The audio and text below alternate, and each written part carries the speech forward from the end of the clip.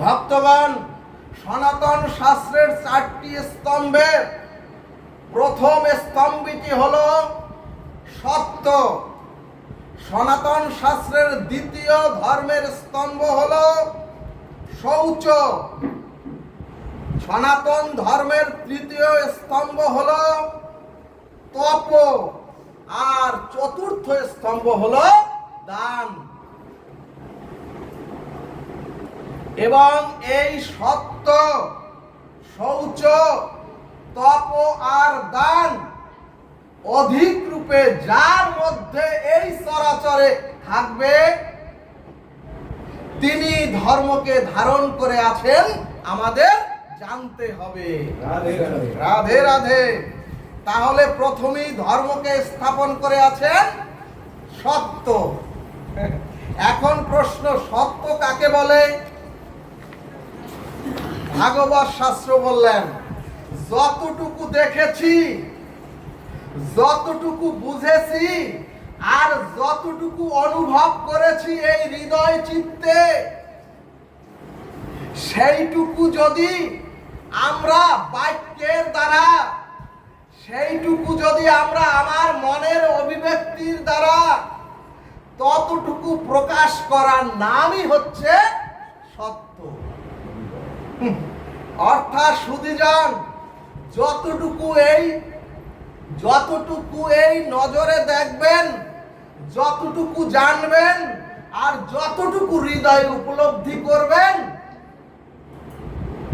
সেইটুকুর কম বেশি না করে, ভয়ভীতি বা স্নেহের বশ না হয়ে যতটুকু দেখেছেন বাক্য মনের দ্বারা ততটুকু যদি প্রকাশ করতে পারেন তাহলেই সেটা হলো সত্য। বুঝাতে পেরেছি? এই সত্যের ধারে কাছেও আমরা কেউ, এই চরাচরে আমি সহ আমরা কেউ নাই। ভক্তগণ, যখন অতি স্নেহে অথবা যখন অতি ভয়ে আপনি আমি দেখা বস্তুকেও, আপনার নজরে দেখা বস্তুকেও যদি কম বেশি করে প্রচার করেন বা প্রকাশ করেন, আমি আপনি নিজের স্বার্থ সংরক্ষণের জন্য, ভাগবত বললেন ওগো, ওই কথাটাই হলো তোমাদের সত্যের অপলাপ। এবং এই সত্যের অপলাপই আমরা প্রত্যেকে নিরন্তর করে চলেছি এই চরাচরে। কিন্তু ভাগবত বললেন, যার সত্য নাই তার কোনো ধর্ম নাই। এবং সত্যই মানুষের ইহকাল এবং এই সত্যই মানুষের পরকালের অস্তিত্বকে টিকিয়ে রাখে অনন্তকাল। জয় নিতাই গৌর হরি বল।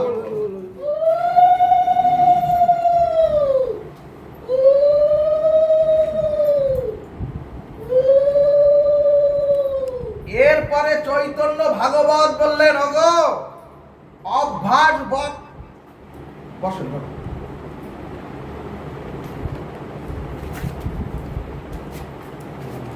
এরপরে চৈতন্য ভাগবত বললেন, ওগো অভ্যাস বশত যতটুকু মিথ্যা, অভ্যাস বশত যতটুকু মিথ্যা না বললেও আমার জীবনে হানি ঘটে না। যতটুকু অপ্রয়োজনীয় মিথ্যা আমরা বলছি, যেতটুকু না বললে আমার জীবনে কোনো ক্ষতি হয় না, সেখানেও আমরা মিথ্যা বলে বসি। এরপরে রসামৃত সিন্ধু গ্রন্থ বললেন, ওগো সদা সর্বদা সত্য বলিবে, কিন্তু সদা সর্বদা সত্য বলিবে, কিন্তু মহাসত্য হলো কয়েকটি ক্ষেত্রে সত্য বলা যাবে না। এখন প্রশ্ন, এটা কেমন কথা? এখানে চৈতন্য ভাগবত বললেন, ওগো কন্যাদায়গ্রস্ত পিতাকে ওই কন্যাকে বিবাহ দিতে গিয়ে যদি একটু একটু মিথ্যার আশ্রয় ওই পিতা গ্রহণ করেন, সেটা কোনো পাপ নয়। আবার যদি একটি মেয়ে সন্ত্রাসীর তারা খেয়ে, ও মাগো, যদি একটি মেয়ে সন্ত্রাসীর তারা খেয়ে একজন সাধুর গৃহে আশ্রয় নেয়, তখন ওই মেয়েকে রক্ষার জন্য, ওই মেয়ের জীবন রক্ষার জন্য যদি ওই সাধু মিথ্যাও বলেন, ভাগবত বললেন ওটা মিথ্যা নয়, ওটাই মহা সত্য। আবার কোন দুই পক্ষের হিংসাত্মক মনোভাব যদি রক্ত ঝরে, এদিকে না বাবা, ওদিকে ওদিকে, ওখান থেকে প্রণাম করো।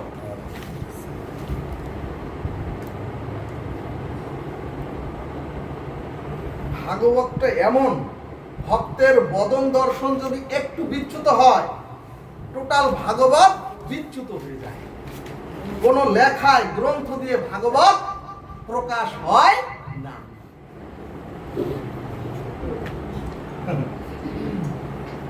কোথায় ছিলাম? ও একটি মেয়ে, হ্যাঁ সাধু।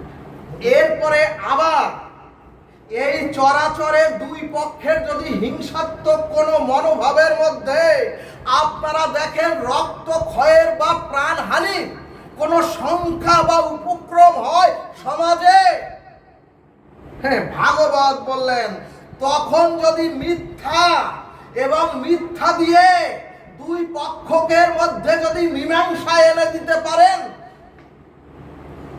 সেই অশান্তি মীমাংসার জন্য যদি আপনি মিথ্যার আশ্রয় নেন, ওটা কোনো পাপ হয় না। রাধে রাধে। এই কারণেই ভাগবত বললেন, ওগো প্রাণ বাঁচাতে, ওগো মানুষের কল্যাণের নিমিত্তে, ওগো কন্যাদায়গ্রস্ত পিতার কন্যা বিবাহের জন্য, অথবা সামান্য মিথ্যার আশ্রয় যদি সেখানে আপনারা গ্রহণ করেন, সেটা কোনো মিথ্যা নয়, বরঞ্চ সেটাই হলো মহা সত্য। তাহলে শাস্ত্রের নিগুড় সিদ্ধান্ত হলো, আমরা শাস্ত্রের সিদ্ধান্ত পেলাম বিশেষ কারণ ছাড়া মিথ্যা বলা যাবে না, এবং যেখানে সত্য নাই সেখানে ধর্ম নাই। ভাগবত কোন বাবা, ভাগবত কোন অলৌকিক বস্তু না। ভাগবতের এই কথামৃত যদি একটি কথাও আপনার জীবনে প্রতিফলিত হয় আচরণে, আপনি হলেন স্বয়ং ভাগবত। এখন আপনি ভাগবত হবেন নাকি আপনি অন্য কিছু হবেন, আপনারাই সিদ্ধান্ত নেবেন। তাহলে সনাতন ধর্মের দ্বিতীয় স্তম্ভ হলো তপস্যা। সুধীজন, দেখবেন আমরা 1 ঘন্টাও ভাগবত আসরে সুস্থে বসতে পারি না। এর ওখানে ব্যথা, এর বেগাসে, এর মাজা ব্যথা হয়, দেখবেন আমরা বসতে পারি না। ভক্তগণ, তপস্যার ব্যাপক অর্থ হলো তাপ সহা। তাপ সহা অর্থাৎ যিনি এ মহাসংসারে এসে দুঃখ কষ্ট যন্ত্রণা আর এ মহাসংসারে থেকে ক্ষুধা তৃষ্ণা থেকেও যিনি স্থির থেকে আস্তস্ত হয়ে, সুধীজন, যিনি নিরন্তর ভগবানকে স্মরণ মনন করতে পারেন, তিনি হলেন এ চরাচরে মহা তপস্বী। জয় নিতাই গৌর হরি বল।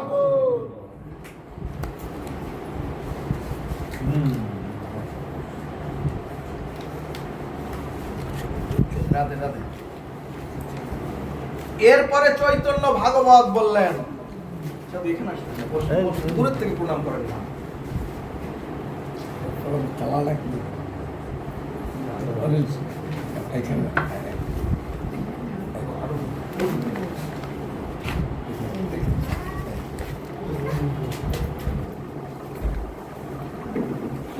এখানে চৈতন্য ভাগবত বললেন, ওগো যিনি সংসারের দুঃখ জরাবেদি অপমানেও, সংসারে আপনি আমি প্রতিনিয়ত যে দুঃখ কষ্ট আর অপমানিত হচ্ছি, এই অপমানিত অবস্থায়ও যিনি বিচলিত হয় না এ সংসারে, যদি ভাবেন এটা হচ্ছে আমার কর্মফল, যদি ভাবতে পারেন প্রারব্ধ কর্মফল আমার ভোগ হচ্ছে মহাসংসারে বসে,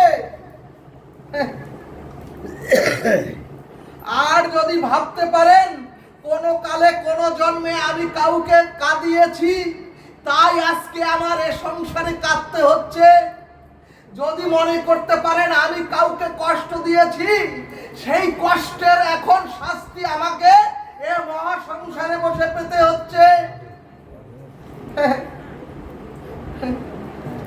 অর্থাৎ যদি প্রত্যেকে আপনারা এ মহাসংসারে বসে বলতে পারেন, হে প্রভু, হে জনার্দন, হে দীনবন্ধু, তুমি এ জন্মে আমার কর্মফলকে পরিশোধ করে, হে কৃপা সিন্ধু, হে দয়াময়, তুমি আমাদের ক্ষমা করে দিয়ে এ জন্মে চিরবিদায় দিয়ে চির শান্তি দিয়ে দাও, চির মুক্তি দিয়ে দাও। জয় নিতাই গৌর সীতানাথ প্রেমানন্দে, হরি হরি বলমান।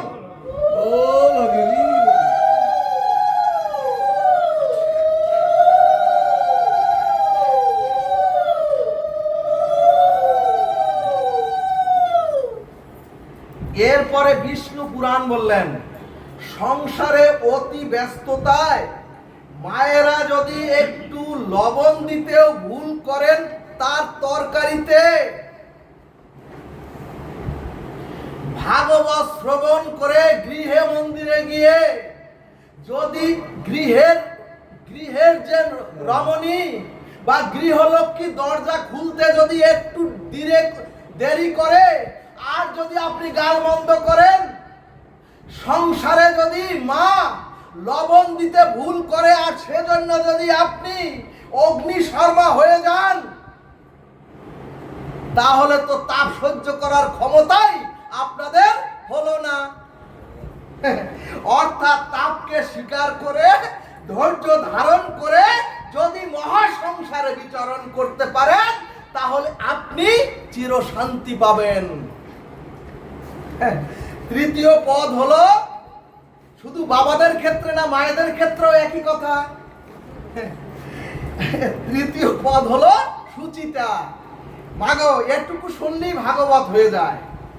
তৃতীয় পদ হলো সুচিতা। ভাগবত বলছে, শৌচ সদাচার যার মধ্যে নাই, আদৌ তার কোনো ধর্ম নাই। ধর্ম খালি এই তা নয়, শাস্ত্র সিদ্ধান্ত দিলেন মলমূত্র ত্যাগ করেও যদি উপযুক্ত জল শৌচ না করা হয় সেখানে অভিশাপ প্রবেশ করবেই, সেখানে অধপতন আসবেই। ও মাগো, কষ্ট পাবেন না। আমরা যে পোশাক পরে মলমূত্র ত্যাগ করি এ মহাসংসারে বসে, সেই পোশাক পরে কোনো আহ্নিক, সেই পোশাক পরে কোনো সেবা পূজা হয় না। এজন্যই মায়েদের উচিত ঠাকুর ঘরের ধূপ দীপ বাতি সন্ধ্যা প্রার্থনার জন্য অথবা ঠাকুর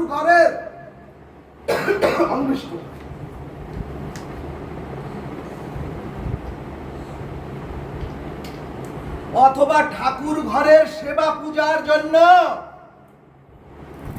একটি বস্ত্র আলাদা করে রাখতে হয়। ওই বস্ত্রখানা গ্রহণ করে অবশ্যই গৃহ মন্দিরে প্রবেশ করবেন। এমনকি সুধীজন কষ্ট পাবেন না, আমরা তো ভাগবত আসরে যাই, ভাগবত আসরেও আমাদের প্রত্যেকের উচিত একটি শুদ্ধ বস্ত্র অথবা ধৌত বস্ত্র পরিধান করে বসা উচিত। শুধু বসা উচিত নয়, ভাগবতকে প্রণাম না করে বসা যাবে না। সুধীজন, এরপরে শাস্ত্র বললেন ওগো, প্রভাতে শয্যা ত্যাগ করাটাই হচ্ছে বড় শৌচ। প্রভাতে শয্যা ত্যাগ করাই হচ্ছে বড় শৌচ। এরপরে মায়েরা ভালোভাবে শুনুন, ওগো, রান্নাঘরটি হচ্ছে অন্নপূর্ণার পূর্ণ মন্দির। রান্নাঘরটা হচ্ছে মাগো অন্নপূর্ণার মন্দির। অতএব জুতা পায়ে রান্নাঘরে রান্না করা যাবে না। কিন্তু আজকাল মেয়েরা অনেক চালাক, কারণ অনেকে বলে রান্নাঘরের জুতা তো ভিন্ন করে রেখেছি, হ্যাঁ এই জুতা সর্বত্র ব্যবহার করি না, অনেক শিক্ষিতা সেই জন্য। সুধীজন, ভাগবত বললেন এখানেও শাস্ত্রের বিরুদ্ধে একটা অজুহাত মাত্র। এরপরে শাস্ত্র বললেন ধৌত বস্ত্র পরে রান্না করতে হয় এবং অন্ন রান্নার সময়, এবং মায়েরা ভালোভাবে শুনুন, অন্ন রান্নার সময় মোবাইলে অথবা বদনে কামনা বাসনার কথা বলা যাবে না। যদি কখনো ভুলেও কামনা বাসনার কথা বলেন অন্ন রান্নার সময়, ও মাগো, তাহলে ওই অন্নের মধ্যে দোষ প্রবেশ করে পরিবারের মধ্যে একটা অসন্তোষ সৃষ্টি করবে। এত অর্থ, এত বিত্ত, এত চাকরি, এত বাকরি, তারপরও সনাতনীদের গৃহে অসন্তোষ আর অসন্তোষ। আমরা অন্নপূর্ণার মন্দিরেও জুতা পায়ে যাই, অন্নপূর্ণার মন্দিরে গিয়ে আমরা মোবাইলে কামনা বাসনার কথা বলা যাবে না।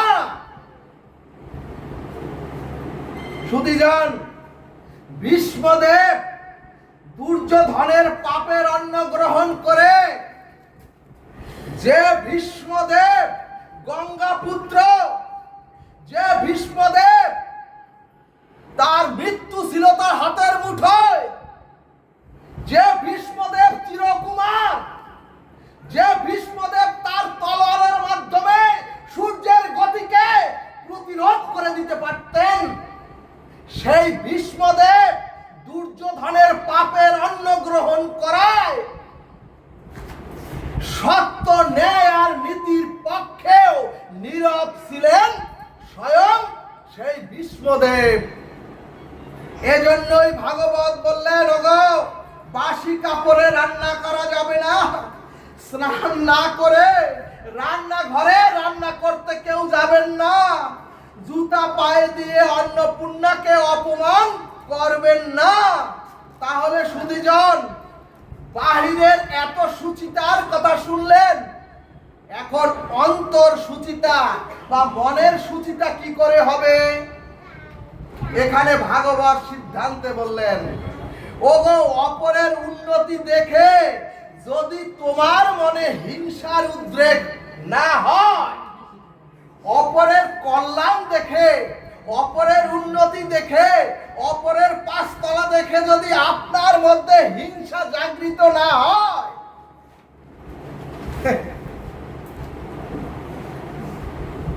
অন্যের কল্যাণ দেখে যদি আপনাদের মনে জ্বালা না হয়, অন্যের সর্বনাশ হয়, এমন চিন্তা যেন যদি কখনো মনে আপনার না আসে, ভাগবত বললেন অন্যের কল্যাণ, অন্যের উন্নতি মেনে নেওয়াটাই হলো মনের সুচিতা।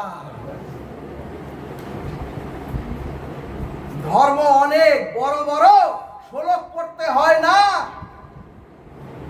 কিন্তু অন্যের উন্নতিতে হিংসায় যদি আমার আপনাদের না, হিংসায় যদি আমার হৃদয়ে জ্বালা ধরে, হৃদয় শুদ্ধ কখনোই হবে না।